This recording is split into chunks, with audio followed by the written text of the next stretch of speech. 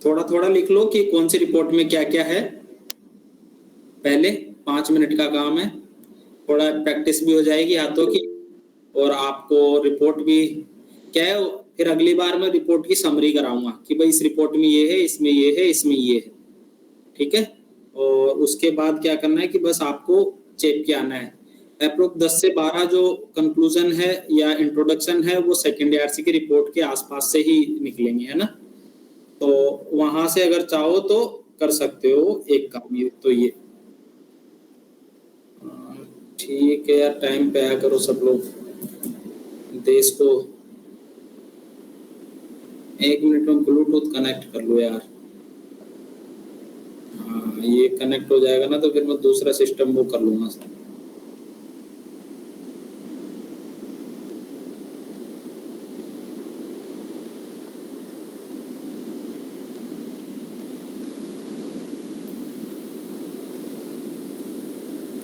हो जा रहे देवता। तो सेकेंड ARC की फर्स्ट रिपोर्ट का नाम लिखो भाई। अब सेकेंड ARC की फर्स्ट रिपोर्ट है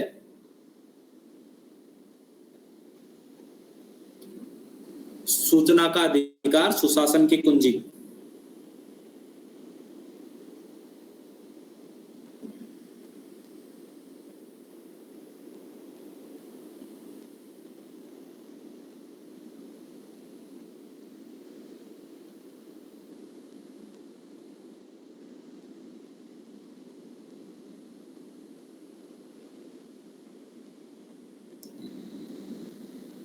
एक मिनट रुक जाओ यार, बड़ा सिस्टम में इशू है।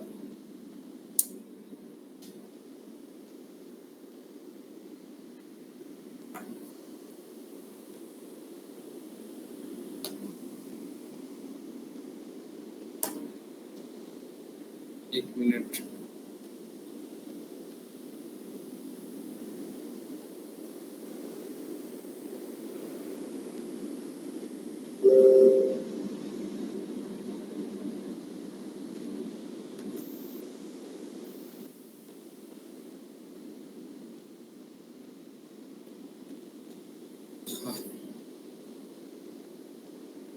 ठीक है, अब मैं सेशन स्टार्ट कर रहा हूँ। 1 मिनट बस।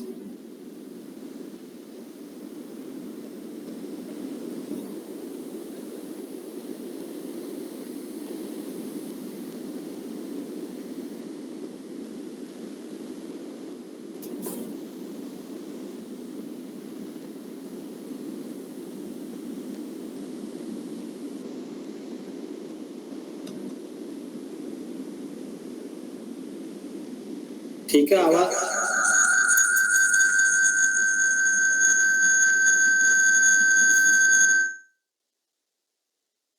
अब ठीक है। अब थोड़ी हो रही है को।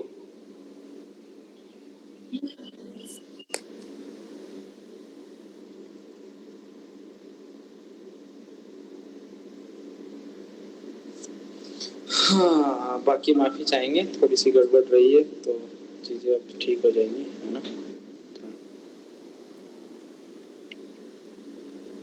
हम बात कर रहे थे सेकेंड ARC की रिपोर्ट का नाम, है ना। तो पहली रिपोर्ट हम लोगों ने लिख ली थी, सूचना का अधिकार।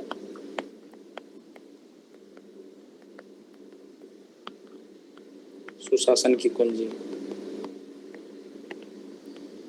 जहाँ पे भी आपका गवर्नेंस का क्वेश्चन आएगा आपको ये रिपोर्ट यूज में लेनी है।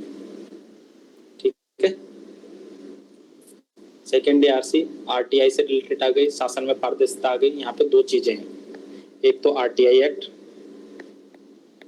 2005, पारदर्शिता की संस्कृति वर्सेज गोपनीयता की संस्कृति। कौन सा है? गोपनीयता, गोपनीय शासन अधिनियम 1923, यही है ना? यस सही।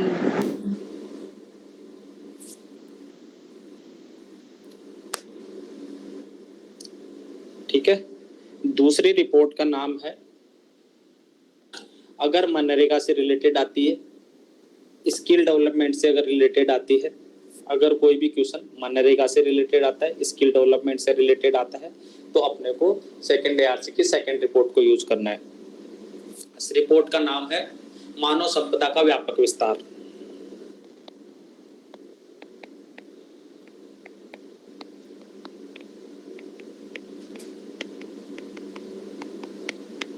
इंग्लिश वाले 1 मिनट वेट करो, मैं आपको इंग्लिश में भी बताता जाऊंगा।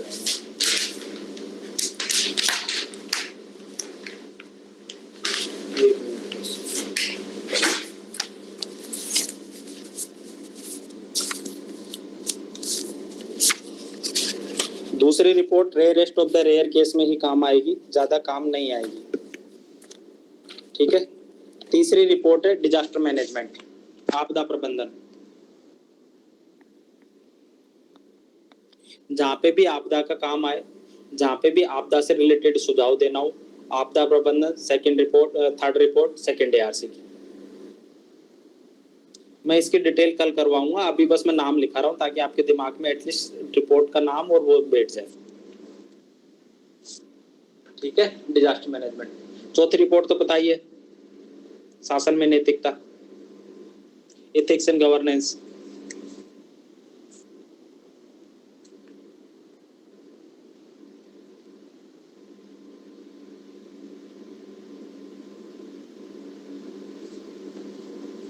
यहाँ पे एक कोट है गांधी जी का, एक इंसान के रूप में हमारी मानता इसमें नहीं है कि हम पूरी दुनिया को बदले। एक इंसान के रूप में हमारी मानता इसमें नहीं है कि हम पूरी दुनिया को बदले। हमारी इतनी महानता है कि हम जितनी बदल सकते हैं ना उतनी बदल दे बस।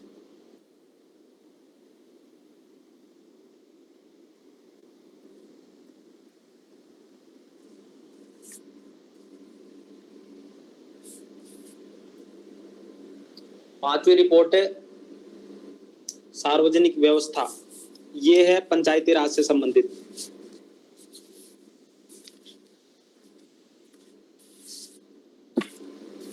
पब्लिक ऑर्डर, पुलिस रिफॉर्म जहां पे भी आएगा,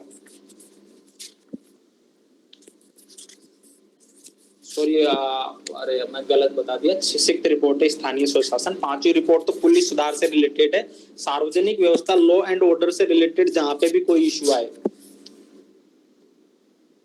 पुलिस रिफॉर्म की बात आए। सिविल सेवा रिफॉर्म 10th रिपोर्ट में है, पुलिस रिफॉर्म 5th रिपोर्ट में है, सार्वजनिक व्यवस्था में।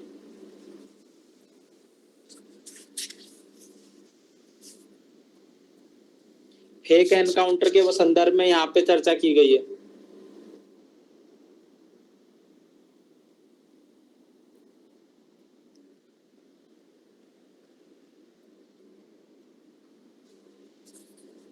कम्युनिटी पुलिसिंग की बात इस रिपोर्ट में की गई है।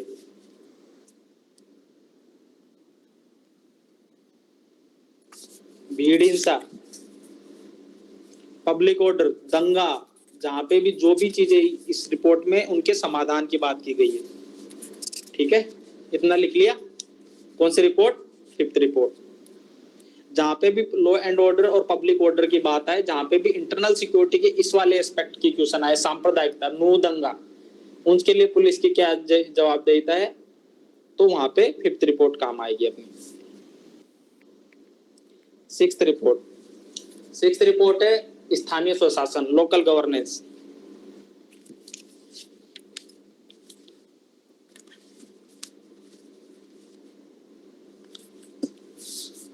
लोकल गवर्नेंस, भविष्य की ओर प्रेरणादायी यात्रा, N inspiring journey into the future. इसका ना एक डायग्राम है 6th रिपोर्ट का, ये वाला 2 डायग्राम है, इसको समझाता हूं। 1 मिनट, टेंशन खत्म करते हैं। यार अभी मैं डिस्कस करूंगा, उससे पहले बस मैं ये बता रहा हूँ एक बार समरी, है ना, ताकि आपको नेक्स्ट टाइम वो याद रहे समरी। कौन सी रिपोर्ट करा रहा था? 6th रिपोर्ट का एक डायग्राम है जो आपको बहुत इंपॉर्टेंट है जब भी नागरिक केंद्रित शासन की बात करोगे। सबसे पहले राज्य, उसके बाद समाज और उसके बाद नागरिक। ये है परंपरागत ढांचा।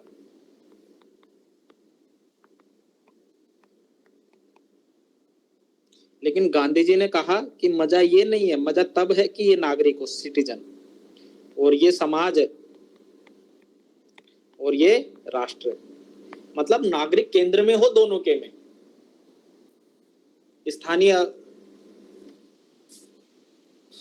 स्थानीय स्वशासन या स्थानीय अभिशासन।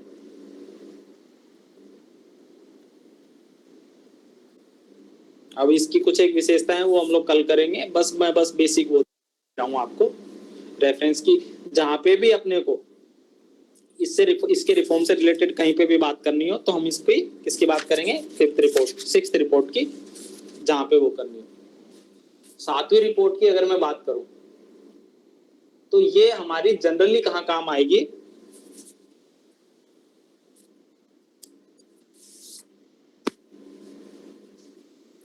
विवाद समाधान हेतु।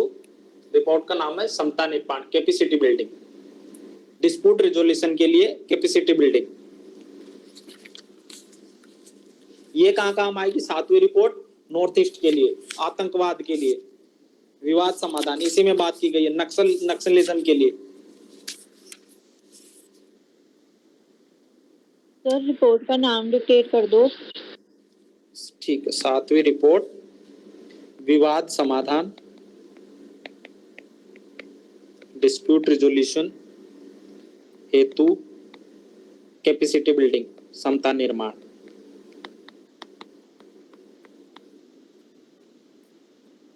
इसका आगे की हेडलाइन है मनमुटाव से संयोजन तक। भाई साहब कल वाली क्लास में पक्का रहना, सेकेंड ARC की समरी कराऊंगा, आपसे पूछूंगा रिपोर्ट का नाम, रिपोर्ट नंबर 7 कौन सी, रिपोर्ट नंबर 5 कौन सी, नाम तो रट ही लेना शाम तक कल, इसीलिए मैं लिखा रहा हूं, क्योंकि ये अपने को डायरेक्ट वो यूज करना है। ठीक है, विवाद समाधान हेतु कैपेसिटी बिल्डिंग, मन मुटाव से संयोजन तक। और इस रिपोर्ट को कहाँ काम करना है, नक्सलवाद, आतंकवाद,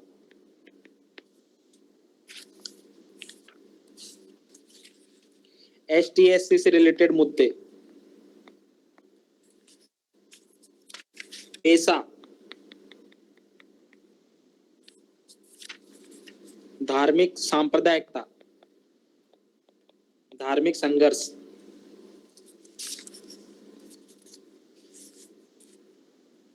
तो ये सारी चीजें कौन सी रिपोर्ट में आएगी, 7वीं रिपोर्ट में। ठीक है, अगली रिपोर्ट है 8वीं रिपोर्ट, इसमें भी आतंकवाद है, और 8वीं रिपोर्ट तो स्पेशली आतंकवाद को वो है डेडिकेटेड। आतंक से संघर्ष, न्याय संगतता द्वारा संरक्षण, आतंक से संघर्ष,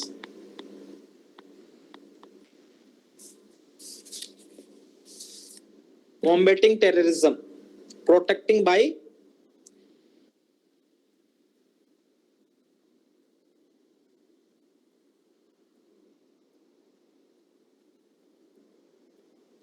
ठीक है, न्याय संगतता द्वारा संरक्षण,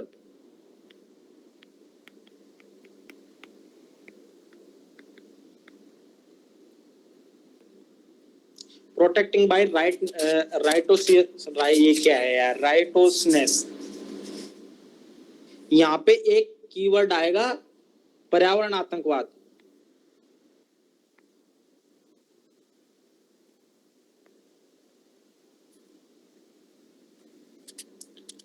ये कीवर्ड है पर्यावरण आतंकवाद। इसको केस स्टडी में भी यूज ले सकते हो, जहां पे भी आप एनवायरमेंट पोल्यूशन की बात करो।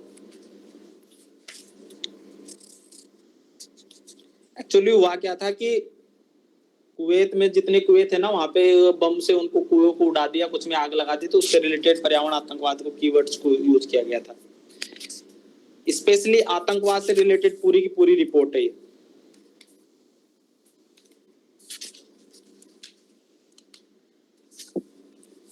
तो 7वीं रिपोर्ट तो नक्सलवाद वगैरह वाली थी, ये ओनली आतंकवाद वाली 8वीं रिपोर्ट पूरी की पूरी आतंकवाद से लेके।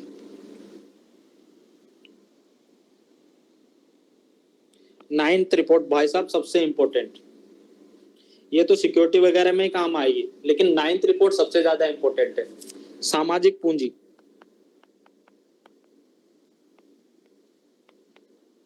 एक साझी नीति।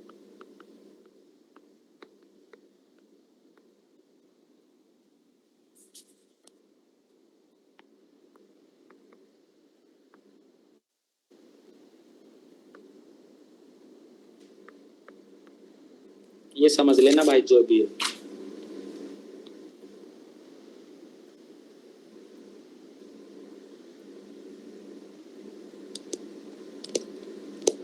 राइटियोसनेस है कैसे करके जो भी है, मेरे को उच्चारण नहीं हो रहा है इसका, ठीक है अंग्रेजी वाले। अब बताना मत मेरे को कोई भी, मतलब मेरे काम आएगा नहीं, ये हिंदी वाला ही काम आता है मेरे, ठीक है। 9th रिपोर्ट है सामाजिक पूंजी एक साझी नियति, ठीक है। ये क्या कहाँ पे काम आएगी? जहाँ पे सेल्फ हेल्प ग्रुप हो, जहाँ पे सहकारिता हो।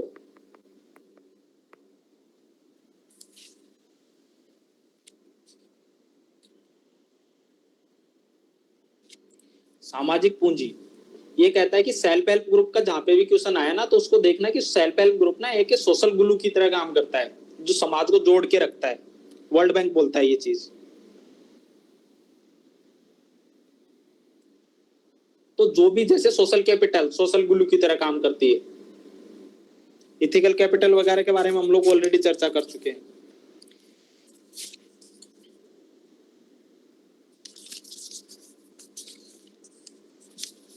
इसमें कुछ एक बेस्ट प्रैक्टिस है, जैसे कुदुमसरी हो गया, उसके बारे में इन्होंने चर्चा की है। सेल्फ हेल्प ग्रुप के मुद्दे हैं क्या है, वो सारे इसमें चर्चा किए गए हैं। माइक्रो फाइनेंस, जहां पे भी क्वेश्चन आए,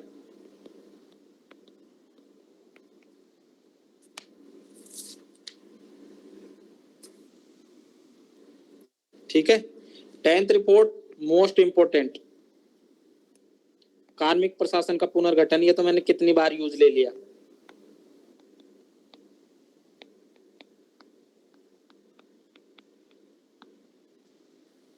सिटीजन रिफर्बिशिंग ऑफ पर्सनल एडमिनिस्ट्रेशन,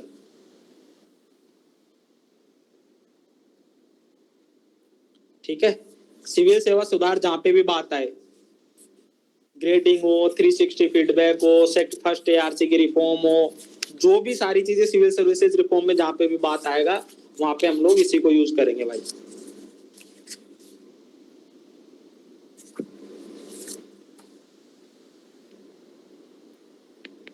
ग्यारहवीं रिपोर्ट ई गवर्नेंस,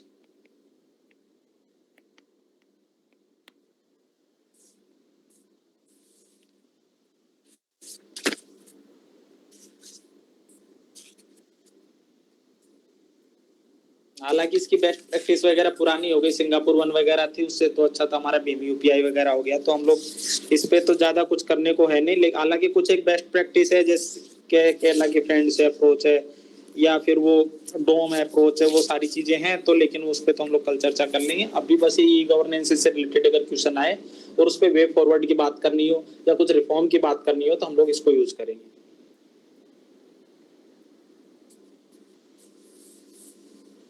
अगली जो रिपोर्ट है 12वीं, वो है नागरिक केंद्रित शासन। भाई साहब ये भी इंपॉर्टेंट रिपोर्ट है। ये गवर्नेंस पूरी इन्हीं के नीचे चलती है, सिटीजन सेंट्रिक गवर्नेंस। यहाँ पे जितने भी सिटीजन सेंट्रिक गवर्नेंस है, गुड गवर्नेंस क्या है, सोशल ऑडिट, यहाँ पे सिटीजन चार्टर, सबके बारे में इसने कहा है। सेवोत्तम मॉडल,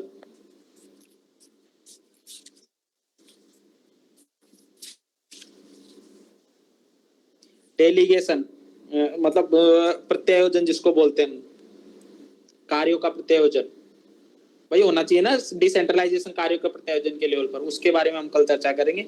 और अगला सबसे इंपॉर्टेंट पार्ट है शिकायत निवारण तंत्र।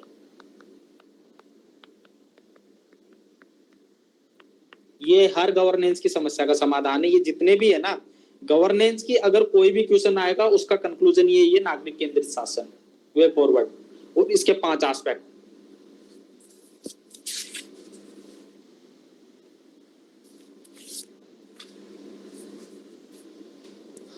बाकी तो यूज नहीं आएंगे। जिला प्रशासन तो 12 रिपोर्ट के बारे में अपने को पता होना चाहिए 1 से 12 तक। आपने सबने नाम लिख लिए होंगे।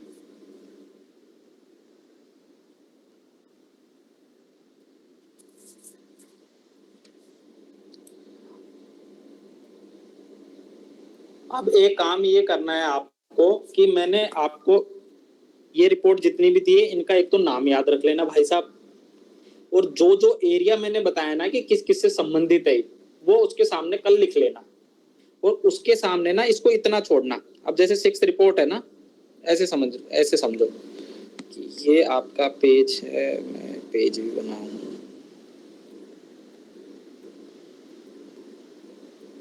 ये आपका पेज है पूरा, है ना। तो यहाँ पे फर्स्ट रिपोर्ट इसके कौन कौन से एरिया में ये है, बस इतना करके छोड़ देना, और ये इतनी जगह छोड़ देना, क्योंकि इतने में मैं इसकी समरी करा दूंगा, इसकी सुझाव क्या है, कहाँ काम आ सकती है। तो अप्रोक्स अपने 4-5 पेज बनेंगे, और उसमें सेकेंड आरसी की रिपोर्ट सारी समरी हो जाएगी इसमें, ठीक है। अब आईआर के रही बात नोट्स की, तो मुझे ये बताओ कि आईआर के नोट्स आपने देख लिए?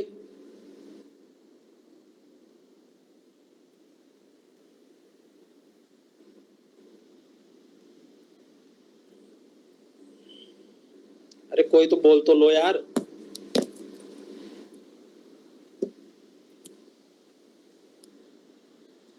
ग्रुप पे डाले हुए हैं मैंने नोट्स।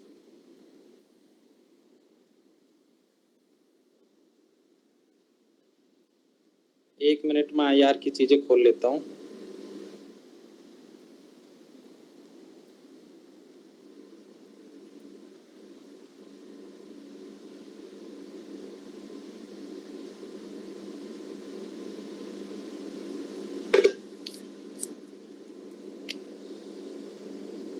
भाई साहब आज की क्लास तो बहुत अनस्ट्रक्चर्ड होगी, कल की क्लास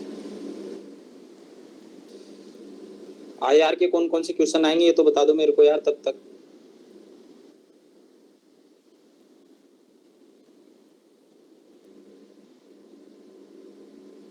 इंपॉर्टेंट टॉपिक में 365 के लगा लिए?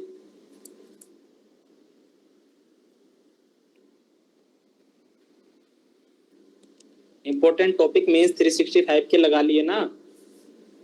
हाँ सर। तो वो तो कर ही लोगे। अभी मैं कुछ एक कीवर्ड्स करवा रहा हूँ और कुछ एक कंक्लूजन, बाकी इंट्रोडक्शन तो आप कर ही लोगे, ये मैं मान के चल रहा हूँ। बस 1 मिनट मेरे को दे दो ताकि मैं कुछ एक चीजें कर सकूँ अच्छे से।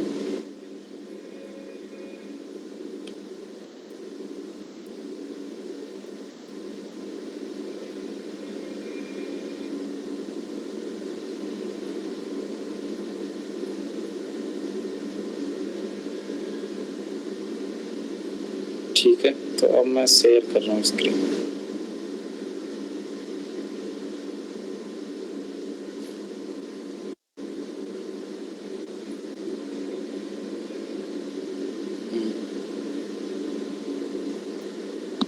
ठीक है, आईआर की अगर हम लोग बात करें तो छोटा सी क्लास थी, ले दे के मैंने इसको थोड़ी सी बड़ी कर दी, और उसमें ये किया है कि रिपोर्ट का नाम आपको करवा दिया है, ठीक है। आईआर की कुछ भी ज्यादा याद नहीं रखना, आप मेरे को कोई सी भी थीम दे दो जो आपको लगता है कि ये टफ है, उसमें मैं क्वेश्चन बना दूंगा, ठीक है। 4 क्वेश्चन आपको पता है, 9, 10, 19, 20। कल हम गवर्नेंस को डिस्कस करके पेपर 2 को कैसे अटेम्प्ट करना है उसकी स्ट्रेटजी में डिस्कस कर दूंगा, ठीक है। आज अभी आईआर को समझ लो, ठीक है। 9, 10, 19, 20 4 क्वेश्चन आने वाले हैं। एक क्वेश्चन आता है पड़ोसी राज्यों के, पड़ोसी देशों के साथ, कोई सा भी देख ले, पूछ लेगा। बांग्लादेश इंपॉर्टेंट है, श्रीलंका इंपॉर्टेंट है, ऑलरेडी मैं करवा चुका हूँ, जो जो इंपॉर्टेंट है उसमें से देख लेना, ठीक है। दूसरा आएगा वैश्विक महाशक्ति, इसमें कौन कौन से आ सकते हैं? यूएसए प्राइमरी है भाई साहब, फ्रांस सेकंड प्राइमरी है, और इजिप्ट तीसरा प्राइमरी है। तो इन तीनों में से एक आ जाएगा, मैं मान के चल रहा हूँ इन तीनों में से एक पक्का आ रहा है। ये अलग बात है कि आप लोगों की किस्मत प्रीलिम्स जैसी हुई तो मैं कुछ नहीं कर पाऊंगा, क्योंकि मैं तो पेपर बना नहीं रहा भाई, मैं तो अंदाजे से लगा रहा हूँ जो पिछले साल 4-5 साल का प्रेडिक्शन है, ठीक है। अगले बार उसके बाद तीसरा क्वेश्चन आएगा, मैं जहां तक मान के चल रहा हूं इस बार खनिज अरे खनिज नहीं, सॉरी, सप्लाई चेन,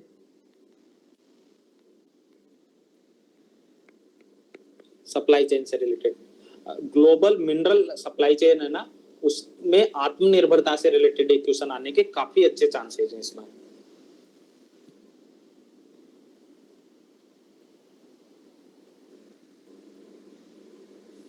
ठीक है, 1 मिनट और मैं देख लेता हूँ, और तो कुछ नहीं बचा ना।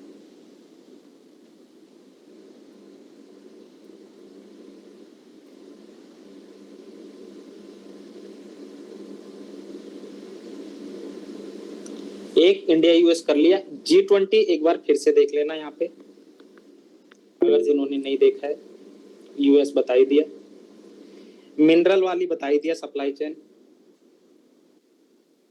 एक जो इम्पोर्टेंट है, जो मैंने पिछले साल भी बताया था, डायस्पोरा वाला, हो सकता है इस बार उनका मजे लेने का मन कर जाए, इंडियन डायस्पोरा, तो एक बार देख लेना। इसका 3 लेवल का है, फर्स्ट लेवल, सेकंड लेवल और थर्ड लेवल का डायस्पोरा।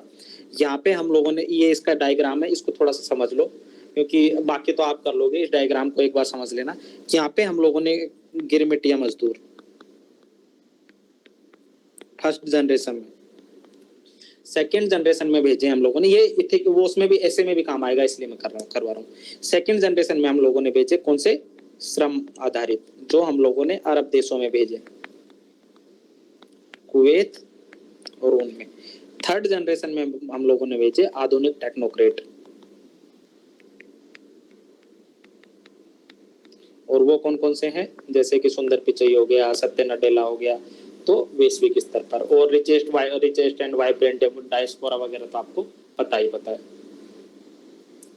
ठीक है, और एक क्वेश्चन ना, वो इंडिया की फॉरेन पॉलिसी का जो बदलता स्वरूप है ना, जो इंडियाज वे में हम लोगों को एस जयशंकर की बुक थी, उसको कोट करके लिखना है भाई साहब, उसको पक्का कर लेना है आप, जो कि मैंने मेंस 365 में से लगवाया भी है आपको।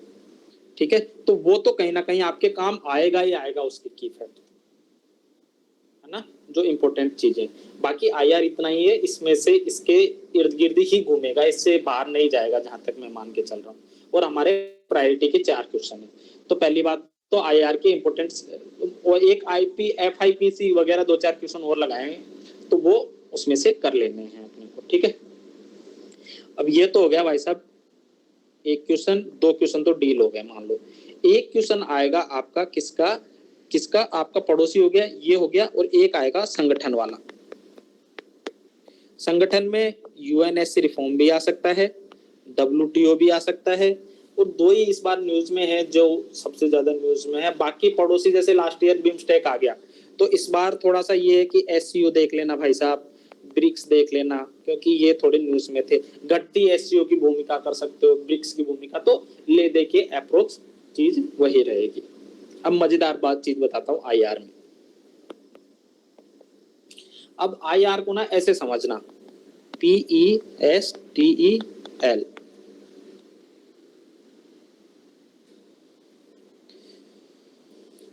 इसको राजनीति,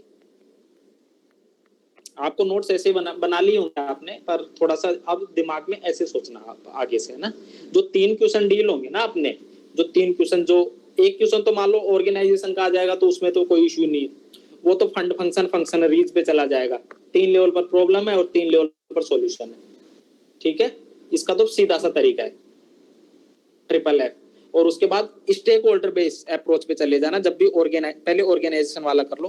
पहले तो 3 प्रॉब्लम तो क्या हो सकती है, फंड की, फंक्शन की और फंक्शनरीज की। ठीक है, उसके अलावा क्या प्रॉब्लम हो सकती है, उसके ऑर्गेनाइजेशन से रिलेटेड, स्ट्रक्चर से रिलेटेड, ओनली फंक्शनरीज में आ जाएगा वो। ठीक है, यूएनएससी देख लो, डब्ल्यूटीओ देख लो, उसमें क्या इश्यू है। तो ले दे के इस वाले स्टेक होल्डर वाली अप्रोच से ये वाला क्वेश्चन हो जाएगा।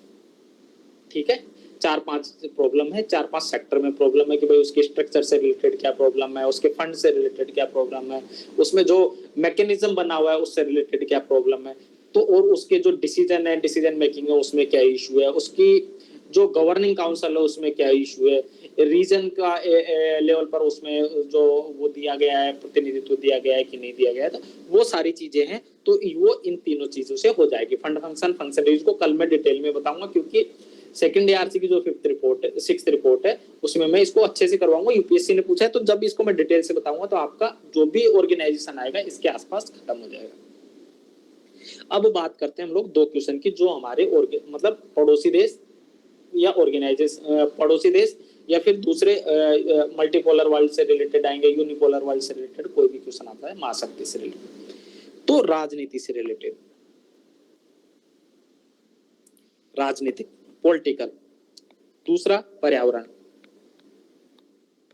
तीसरा समाज, चौथा तकनीक, ई से आर्थिक, एल का मतलब वैधानिक या फिर कोई और प्रावधान है क्या, तो लेकिन इसको लेके चलना है हमको किस पे, सामरिक। ठीक है, अब इसको समझना, सामरिक को युद्धाभ्यास देख लेना एक।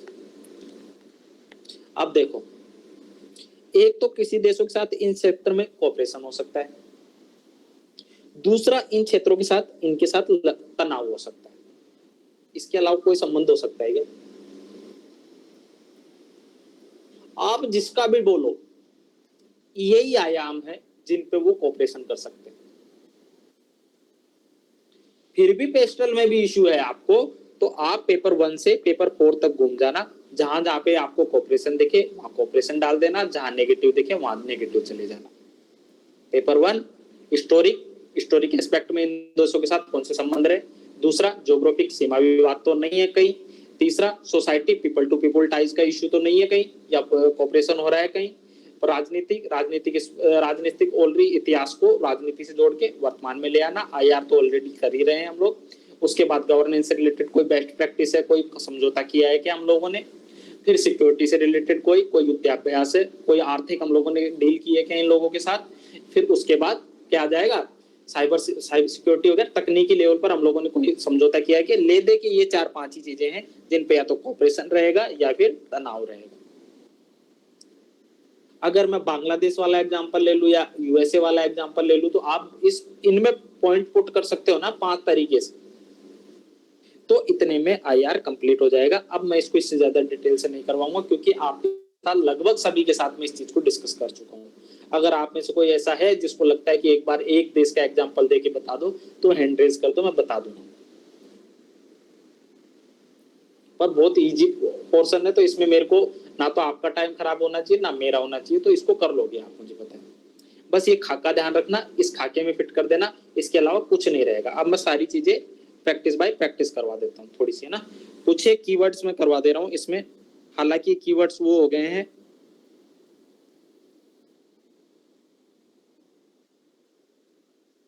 ठीक है।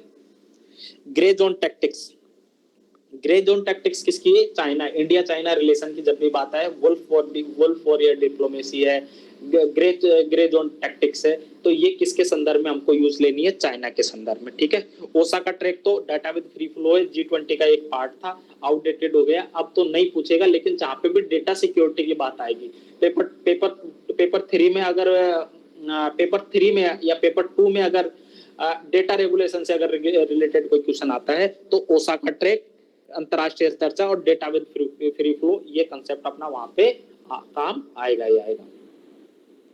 अगर इंडिया की अब्राहम अकॉर्ड की बात करें तो अपना तो काम आएगा नहीं, ठीक है। ब्लू डॉट नेटवर्क अपना कहाँ काम आएगा, चाइना की जो चाइना की वन चाइना पॉलिसी है, चाइना की जो हेजेमनी बढ़ती जा रही है, अगर वहां पे हम लोगों को यूज करना है तो हम लोग ब्लू डॉट नेटवर्क को यूज करेंगे।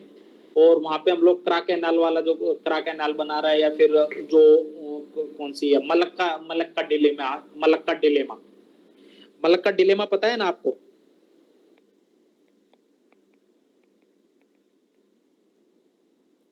आई होप कि पता होगा आपको मलक्का डिलेमा के बारे में, है ना। तो ये अपने को करना है। जोन ऑफ पीस, ये कीवर्ड अपने आप में इंपॉर्टेंट है, अपने को यूज करना है भाई साहब, ये इसको रट लो, बाकी को तो छोड़ दो भले से। एक तो ओसाका ट्रैक हमको यूज करना है, ग्रे जोन टैक्टिक्स यूज करनी है, और दूसरा है जोन ऑफ पीस। अगर मैं बात करूं साउथ एशिया की, तो हमको जोन ऑफ पीस बनाना है इसको। अगर मैं बात करूं इंडो पैसिफिक के रीजन की, तो मुझे जोन ऑफ पीस बनाना है। जोन ऑफ पीस क्या होता है कि 50 वर्षों तक अगर शांति व्यवस्था बनी रहे उस एरिया में, सॉरी 30 वर्षों तक अगर शांति व्यवस्था बनी रहे उस क्षेत्र में, तो उसको जोन ऑफ पीस कहते हैं। और हमारा प्राइमरी टारगेट ये है कि हम लोग एशिया को और साउथ एशिया को कहें या इंडो पैसिफिक को कहें, तो प्राइमरी लेवल हमारा ये है कि हमको जोन ऑफ पीस बनाना है। ठीक है, मलक्का डिलेमा ऑलरेडी मैं बता चुका हूं। ठीक है, मेडिकल डिप्लोमेसी ये कीवर्ड है भाई साहब। मेडिकल डिप्लोमेसी, जहां पे भी हम लोगों को किसी भी देश से रिलेटेड, आपको कोई पॉइंट नहीं सोच रहा हूं, किसी भी देश से रिलेटेड, तो कोविड-19 के दौरान हम लोगों ने मेडिकल डिप्लोमेसी तो यूज की है। वे फॉरवर्ड में पीपल टू पीपल टाइज और मेडिकल डिप्लोमेसी काम आएगी। इंडिया का आज ही की रिपोर्ट है कि इंडिया ने अपना क्या किया है कि 35% ऑफ जो एपीआई है उसके लिए प्रोजेक्ट शुरू कर दिया है। अप्रोक्स 35% एपीआई निर्माण भारत में आरंभ करने का, 35 प्रोजेक्ट इंडिया ने शुरू कर दिए एपीआई निर्माण से संबंधित। तो मेडिकल डिप्लोमेसी का जो समस्या है, और ये क्वेश्चन और आ सकता है भाई साहब, इसलिए आ सकता है मेडिकल डिप्लोमेसी क्योंकि गाम्बिया और अफगानिस्तान में हम लोगों ने कुछ लोगों को निपटा दिया था, कजाकिस्तान में। कैमरा तो ऑन कर लो यार, मैंने ही ऑन कर रखा है, बाकी लोग भी ऑन कर लो। ठीक है, एक सलामी स्लाइसिंग आपको पता होगा, सलामी स्लाइसिंग का कंसेप्ट पता है ना आप लोगों को, चाइना वाली सलामी स्लाइसिंग, तो उसको यूज करना चाइना के जहां पे भी अपने को रिलेशन दर्शाने हो, सलामी स्लाइसिंग। ठीक है, अगला मेडिकल माओ का 5 फिंगर जो कूटनीति या रणनीति है, तो ये तो आपको पता ही होगा, है ना। अगला है क्वाइट डिप्लोमेसी। क्वाइट डिप्लोमेसी क्या है कि भाई शांति से समझौता करो। स्लाइसिंग सलामी का अगर अपने को सॉल्यूशन देना हो तो क्वाइट डिप्लोमेसी, जहां पे हम लोग रशिया यूक्रेन की बात कर रहे हैं तो वहां पे सॉल्यूशन के लिए क्या देंगे, क्वाइट डिप्लोमेसी। इंडिया की समन्वय, शांति और मध्यस्थता से समाधान की बात करेंगे हम लोग, ये लाइन रट लो, शांति, समन्वय और मध्यस्थता, इसके थ्रू समाधान की बात करेंगे जहां पे भी हम ग्लोबल डिस्प्यूट होंगे, क्वाइट डिप्लोमेसी का यूज करेंगे हम लोग। अगर हम इंडिया की वैश्विक भागीदारी बढ़ाने की बात करें तो हम लोग रायसीना डायलॉग का यूज करेंगे। इंडिया के लिए एक और इसको यूज कर लेना, ये इंपॉर्टेंट कीवर्ड है, सभ्यतागत नम्र शक्ति। इसको इंग्लिश में भाई इंग्लिश वाले देख लेना, मेरे को याद नहीं आ रही। सभ्यतागत, सभ्यता को बोलते हैं, भूल गया, दिमाग नहीं आ रहा, वो याद ही नहीं आ रहा। हाँ, सिविलाइज्ड। ठीक है, अगला है informal diplomacy. Informal diplomacy tier two diplomacy या पीपल टू पीपल टाइज हो गया। हार्ट टू हार्ट डिप्लोमेसी भी एक कीवर्ड भी आप यूज कर सकते हो कि भाई जहाँ पे भी आप इंडिया चाइना रिलेशन की बात करो, हार्ट टू हार्ट डिप्लोमेसी, ये ज्यादा मत खुश हो हार्ट टू हार्ट डिप्लोमेसी में जो लोग हंस रहे हैं ना, वो उनको खुश होने की जरूरत नहीं है। ठीक है, और बाकी जो लोग कैमरा बंद करके हंस रहे हैं उनको तो मैं देख नहीं पाऊंगा। अगला फॉरवर्ड ट्रैक। अगला यूनिवर्सल ब्रदरहुड की बात करता है इंडियन। भाई इंडियन सब कॉन्टिनेंट से हमको आगे जाके क्या करना है, यूनिवर्सल ब्रदरहुड की बात करनी है। One earth, one family, one future, चेप के आना है एक का कंक्लूजन। चारों पेपरों में रट लो कि ये कंक्लूजन तो मैं लिख के ही आऊंगा 2-3 जगह, जहां पे भी वसुधैव कुटुंबकम की बात हो, वन नेशन वन यूनिवर्सल, अरे यार, जहां पे आप बिग ब्रदर सिंड्रोम की बात करते हो ना, बिग ब्रदर सिंड्रोम की बात करते हो, वहां का सॉल्यूशन है ये। भाई एक जगह आप चैलेंज की बात करते हो बिग ब्रदर सिंड्रोम, अपने आप में साउथ एशियन कंट्री सभी के साथ प्रॉब्लम है, और लेकिन जब सॉल्यूशन की बात करोगे बिग ब्रदर सिंड्रोम के की, तो वहां पे आएगा यूनिवर्सल ब्रदरहुड की बात करेगा इंडिया। ठीक है, अगला ये वाला कंसेप्ट, ये तो रट लो कि आपका एक का कंक्लूजन होगा ही होगा, ये पक्का, क्योंकि रसिया, बीजिंग और वाशिंगटन, इससे रिलेटेड क्वेश्चन आएगा ही आएगा, कैसे भी आए। तो श्री राजा मोहन कहता है कि कोई किसी का दोस्त नहीं होता, कोई किसी का मित्र नहीं होता, एक परिवर्तन शाश्वत है, और उसी के आधार पर इंडिया को अपने मित्र और उनपे अलाइज पे विश्वास करना चाहिए। एक कंक्लूजन आप करोगे, एक तो श्री राजा मोहन को यूज ले लेना एक कंक्लूजन में, या किसी आर्गुमेंट में यूज ले लेना, एक में सुषमा स्वराज जी को ले लेना, उनकी बातें मतलब मैक्सिमम उन्होंने सबके साथ कोऑपरेटिव की बात की, कोऑपरेशन की, स्पेशली अफ्रीकन कंट्रीज की अगर मैं बात करूं या फिर मिडिल ईस्ट कंट्रीज की बात करूं तो उनके काफी अच्छे संबंध थे अगर उनसे रिलेटेड क्वेश्चन आ जाता है तो। और उसके अलावा अगर बात करनी है अपने को एस जयशंकर की तो इंडियाज वे बुक का कंटेक्स्ट देना। इंडियाज वे ऑलरेडी मैं आपको उसकी फोटो भेज चुका हूँ और आपको पता ही है कि उन्होंने क्या बोला होगा, कम से कम इतना तो पता है। वो जो एक क्वेश्चन था, स्टेटमेंट था ना आपकी में 365 में, इंडिया की फॉरेन पॉलिसी का एक वो उन लोगों ने सब खाका बना के दिया है और मैंने उसको इम्पोर्टेंट भी किया है। 75 ईयर में इंडिया की फॉरेन पॉलिसी कैसे कैसे चेंज हुई है 5-6 चरणों में। तो वहां पे अगर उसमें जो भी कंटेक्स्ट आपको नजर आता है वहां से अपने को एस जयशंकर को इंडियाज वे की जो समरी है ना वो बुक वो है टॉपिक।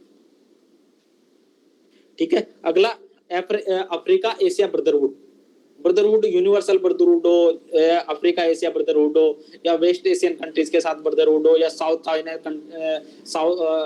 Eastern countries. बाकी है तो आपको पता ही है कि ईस्ट एक्ट ईस्ट पॉलिसी क्या है, लुक वेस्ट कोस्टल पॉलिसी क्या है, एक्सटेंडेड नेबरहुड क्या है, ये तो मैं नहीं बता रहा वो वाले कीवर्ड, लेकिन आप मैं मान के चल रहा हूँ उनको यूज कर लोगे। ठीक है, विस्तारित पड़ोस की नीति पता है ना किसके लिए यूज करते हैं। ठीक है, एक्ट ईस्ट, ये आपके आईआर के क्वेश्चंस के कीवर्ड और ये आने चाहिए, ये बेसिक डिमांड है भाई, इनको तो कम से कम रखना। ठीक है, फॉरवर्ड रीशेपिंग और रीबैलेंसिंग महत्वपूर्ण स्थान दिए, ये कीवर्ड है भाई साहब। ये एस जयशंकर की वो बुक किताब है ना उसी का है कि इंडिया ने अपनी फॉरेन पॉलिसी में एक तो क्या किया है, फॉरवर्ड रीशेपिंग किया है। हम लोग आगे की तरफ देख रहे हैं कि भाई किस तरीके से हम लोग वो करें, और दूसरा रीबैलेंस कर रहे हैं हम लोग एससीओ के साथ ब्रिक्स के साथ क्वाड को बैलेंस कर रहे हैं। ठीक है, न्यू सॉफ्ट पावर गेम, ये अपने आप में एक कीवर्ड है। बाकी कुछ एक कीवर्ड ना मैं और करवाऊंगा नेक्स्ट वाली क्लास या आगे वाली क्लास में, आईआर के कीवर्ड में और करवा दूंगा, अभी तो बस ये बेसिक वाला कर लो। ठीक है, vaccine diplomacy versus vaccine nationalism, vaccine राष्ट्रवाद। ठीक है, अगला है Domino's effect. But Domino's effect क्या है कि अगर साउथ चाइना सी में विवाद होता है तो कहीं ना कहीं उसका डोमिनोज इफेक्ट होता है और इंडिया की फॉरेन पॉलिसी कहीं ना कहीं उससे प्रभावित होती है। ग्लोबल साउथ ग्लोबल नॉर्थ, इसके बारे में पता होगा। अब टाइम आ गया है हार्ड पावर का भी नहीं है, सॉफ्ट पावर का भी नहीं है, और स्मार्ट पावर का है भाई साहब। हार्ड पावर और सॉफ्ट पावर से परे जाकर हमको स्मार्ट पावर की ओर देखना होगा, जहां हमको रीशेपिंग और रीबैलेंसिंग करना होगा ग्लोबल उस साउथ या ग्लोबल नॉर्थ के साथ। SAGAR, security and growth for all region, ये आपका एक कंक्लूजन हो सकता है। मौसम पता है ना आपको, लिख लेना इसको कहीं, मौसम यहीं पे, सागर मौसम, मसाला रूट। ठीक है, अगला rule based international order, free and fair. Rule based international तो है ही, एक इसके साथ और था कि इंडो पैसिफिक के लिए कहा जाता है free and fair navigation policy related, ऐसा करके कुछ कीवर्ड है ना, तो उसको भी, तो इतने ही कीवर्ड है इससे रिलेटेड। अगला है आत्मनिर्भर भारत, ये अपने आप में यूज करना है हम लोग, आत्मनिर्भर भारत ग्लोबल उस पर। ठीक है, ये तो बेसिक कीवर्ड थे। इसके अलावा मैं बात करूं इसकी, ये वाली सारी चीजें, तो देखो मैं एक को ना अप्लाई करके मैं बता देता हूं ताकि आपको दिक्कत ना हो। कुछ एक चीजें मैं बता देता हूं इसको समराइज करके, क्योंकि जो जो इम्पोर्टेंट है उनमें कुछ एक चीजें तो आपको अपडेट करनी पड़ेगी, लेकिन कुछ एक चीजें चल जाएगी। देखो ये कीवर्ड वगैरह फिर से आ गए कुछ एक,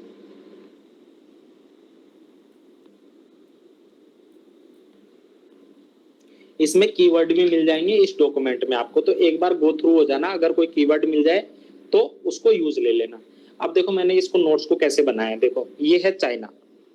ठीक है, चाइना न्यूज में क्या था, उस वो नया लैंड बाउंड्री कानून लेके आया था लास्ट ईयर, और इसके बाद तो गलवान विवाद हो गया और उसकी बहुत सारी चीजें हो गई है। ठीक है, उसके बाद इनके साथ कोऑपरेशन क्या क्या है, 1993 का शांति समझौता हो गया, 2002 का शांति समझौता हो गया। या चीन चाहता ही नहीं कि ये लाइन ना उसकी है, वो सी राजा मोहन की, कि भाई चीन चाहता ही नहीं है, वो बस एक मनोवैज्ञानिक दबाव बनाना चाहता है भारत के ऊपर, इसके अलावा वो चाहता ही नहीं कि सीमा विवाद का समाधान। तो जैसे ही हम लोगों ने ज्योग्राफी वाले एस्पेक्ट में देखा, हम लोग सीमा विवाद पे आ गए, और हमारा एक भी ऐसा पड़ोसी नहीं है जिसके साथ हमारे सीमा विवाद ना हो, कहीं ना कहीं आंशिक स्तर पर। तो एक पॉइंट तो हमारा जनरेट हो गया सीधा सीधा। एक भी ऐसा पड़ोसी नहीं है जिसको हम एनर्जी सप्लाई ना कर रहे हो, मतलब या एक शायद भूटान या नेपाल से हम लोग एनर्जी आयात करते हैं, बाकी सबको हम लोग एनर्जी एक्सपोर्ट करते हैं लगभग लगभग, ठीक है। तो वो एक कोऑपरेटिव हो गया, ठीक है। सबके साथ हमारे व्यापारिक संबंध है। अगर कोऑपरेशन की बात करें तो बिम्स्टेक, सार्क वाले तो पॉइंट रहेगा ही रहेगा, पड़ोसी कोई भी आए, ये तो कॉमन पॉइंट है। प्रॉब्लम क्या रहे, समाधान क्या रहेगा, पंचशील हो गया, सिस्टर सिटी रिलेशन हो गया, सबके साथ है पंचशील, हम सबके साथ मान रहे हैं, गुजराल डॉक्ट्रिन हमारा आएगा ही आएगा, ठीक है। और मल्टीपोलर वर्ल्ड का तो चाइना और इंडिया दोनों समर्थन करते हैं कि भाई मल्टी, देखो एक तो मैंने बोला कीवर्ड कौन कौन से यूज कर सकता हूं। अगला आईआर के लेवल पर ये कोऑपरेशन है, ये तनाव के बिंदु है। उसके बाद प्लस क्या है, कोऑपरेशन क्या है, महाद्वीपीयता का पुनरुद्धार चाहता है इंडिया चाइना दोनों, कि भाई ग्लोबल अगर ग्लोबल साउथ की बात करेंगे तो साउथ जो एशिया है उसका तो पुनरुद्धार होगा ही होगा ना एक तरीके से। लेकिन दूसरी ओर क्या हो जाएगा कि जैसे नदी जल विवाद हो गया, स्ट्रिंग ऑफ पल्स हो गया, बीआरआई हो गया, ये राजनीतिक मुद्दे हैं। सांस्कृतिक मुद्दे क्या है, कोऑपरेशन क्या है, सिस्टर सिटी कंसेप्ट हो गया। प्रॉब्लम क्या है, नवनिवेशवाद वाला कंसेप्ट हो गया। दिक्कत क्या है, $56 बिलियन का व्यापार घाटा है। लेकिन पॉजिटिव क्या है, 2/3 हम लोग आपूर्ति करते हैं कहां से, चाइना से डिपेंडेंट है। सौर उद्योग हो गया, स्टार्टअप में निवेश हो गया, चाइना सबसे बड़ा निवेशक है। भूमि विवाद कौन सा है, मैप बना के चिपकाना है भाई साहब, मैप चिपकाना ही चिपकाना है। आईआर के 4 क्वेश्चन आएंगे, 4 क्वेश्चन आएंगे, कोशिश करना है कि 2 क्वेश्चन में तो मैप बने ही बने, एक वर्ल्ड का एक इंडिया का बनेगा ही बनेगा, तो बना लेना पहले से ही, और उसमें डिनोट करके आना कि क्या क्या बनेगा। एक क्वेश्चन में फ्लो चार्ट बनेगा और एक क्वेश्चन को पॉइंट फॉर्म में लिख के आ जाना। अब फिर से cooperation, BRICS, SCO, IMF, WTO, BCIM, South China Sea, यहाँ पे विवाद है नेगेटिव वाला। की फैक्ट क्या है, बहुध्रुवीय विश्व का निर्माण, ठीक है। दूसरी ओर South China sister city relation इन लोगों ने बनाया है। साउथ चाइना +1 वाला कंसेप्ट है वो नेगेटिव में चला जाएगा। हिमालय चार्टर का निर्माण ये पॉजिटिव वाला हो सकता है या नेगेटिव हो सकता है। तो इस तरीके से आप इनको देख लेना। हर एक देश के साथ लगभग मैंने मैप के साथ चीजें डिस्कस कर दी है इसमें, तो मेरे बताने से कुछ नया तो निकलेगा नहीं, लेकिन कीवर्ड ना एक बार गो थ्रू हो जाना सबसे, ठीक है। इंटरनल सिक्योरिटी हर एक पड़ोसी के साथ एस्पेक्ट रहेगा ही रहेगा। लैंड बाउंड्री एग्रीमेंट से रिलेटेड इशू रहेगा ही रहेगा, ठीक है। इंडिया बिग ब्रदर सिंड्रोम वाला कंसेप्ट रहेगा ही रहेगा। चाइना का एस्पेक्ट हर एक पड़ोसी के साथ रहेगा ही रहेगा। ये 5 पॉइंट तो ऐसे हैं जो सारे पड़ोसियों के साथ है, कोई सा भी क्वेश्चन आ जाए बस लाइनें बदल जाएंगी। कोऑपरेशन, एनर्जी कोऑपरेशन रहेगा ही रहेगा। इंडिया के साथ या तो बांग्लादेश आ गया तो सबसे बड़ा है, नेपाल भूटान आ गया तो रोटी बेटी का नाता है। तो ऐसे कीवर्ड आपको यूज करने हैं, उनको यूज कर लेना। अगर नहीं आए तो नेक्स्ट वाले सेशन में मैं एक बार और जो कीवर्ड है वो मैं डिस्कस कर लूंगा। एक चीज मैं वो डिस्कस कर देता हूँ आपके साथ, लगभग सारी चीजें। देखो ये यूएसए के साथ काफी सारी चीजें मैंने डिस्कस की हुई, व्यापार है, जलवायु है, रक्षा है, रणनीति है, विवाद या क्या डब्ल्यूटीओ, वीजा है, भारत की रणनीतिक अवकाश वगैरह, ये सारी चीजें मैंने इसमें डिस्कस कर दी है। तो एक बार इससे गो थ्रू हो जाना। आई होप कि आपने अगर बना लिया है तो बहुत अच्छी बात है, लेकिन अगर नहीं बनाया है तो इससे गो थ्रू हो जाना। पॉलिटी के मैक्सिमम टॉपिक मैं करवा चुका हूँ इंपॉर्टेंट, ठीक है। एक मैं ये और कर देता हूँ, कुछ एक कोटेशन मैंने आपको भेजी है अभी, ठीक है। उन कोटेशन से गो थ्रू हो जाना आप लोग, है ना। और उसमें ना जिसकी कोटेशन है ना उसका भी नाम लिखा हुआ है, जैसे एस जयशंकर हो गया, ठीक है, ब्रह्मा चैलानी हो गया, उसको कोट कर सकते हो, पीएम मोदी जी हो गए, ठीक है, एस जयशंकर तो है ही। उसके अलावा primary S Jaishankar, PM Modi ji, Sushma Swaraj ji, इनके ही कोट है, लेकिन इनको यूज कर लेना। बाकी एक दो जो कोटेशन है उनको और मैं नेक्स्ट क्लास में करवा दूंगा। बाकी सारी चीजें ठीक ठाक स्थिति में है। आईआर इतना ही करना है, इसके अलावा नहीं करना है। वही देखो 5 पॉइंट मैंने बताया था कोऑपरेशन के, रक्षा वाला हो गया, व्यापार वाला हो गया, जलवायु हो गया, रणनीतिक हो गया। नेगेटिव क्या है, वही व्यापार हो गया, वही अंतरराष्ट्रीय स्तर पर वो हो गया। उसके अलावा डेटा सुरक्षा, सिक्योरिटी, पेस्टल वाला फॉर्मेट, जहाँ पे भी इश्यू आए पेस्टल वाला फॉर्मेट यूज करना, उससे अपना आंसर हो जाएगा। आईआर सबसे ज्यादा इजी है, कोशिश करना कि 20 से 25 मिनट में हम लोगों को 4 क्वेश्चन अटेम्प्ट करने हैं बस, ठीक है। आईआर की क्लास में इतना ही था, इसके अलावा आईआर की क्लास है नहीं। कल सेकेंड आरसी की जो रिपोर्ट है उनकी मैं समरी करा दूंगा, साथ ही साथ पॉलिटी के, गवर्नेंस के और आईआर के तो आज कराई दिए, और सोशल जस्टिस के जितने भी इंपॉर्टेंट टॉपिक है मैं कल उनको डिक्टेट करवाऊंगा और सेकेंड ARC की समरी करा दूंगा। उसके बाद एक क्लास सोशल जस्टिस और सोसाइटी वाली कराऊंगा, फिर पेपर 2 खत्म। अगर किसी को और कोई इश्यू है तो फिर वो मेरे को बता देना, कीवर्ड वगैरह तो मैं अभ्यास के बाद करा दूंगा एक बार और, लेकिन अभ्यास से पहले मैं चाह रहा हूँ कि आपका एक बार पूरा सिलेबस कंप्लीट करवा दूं। ठीक है, आज की क्लास में इतना ही था भाई लोग। बाकी आज की क्लास थोड़ी सी लो एनर्जी है क्योंकि आज इतनी सारी मेंटरिंग आई है कि दम निकल गया।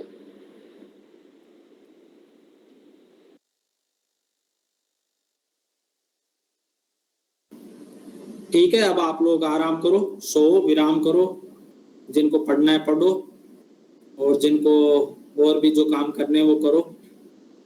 मैं भी थोड़ा आराम कर लेता हूँ। ठीक है।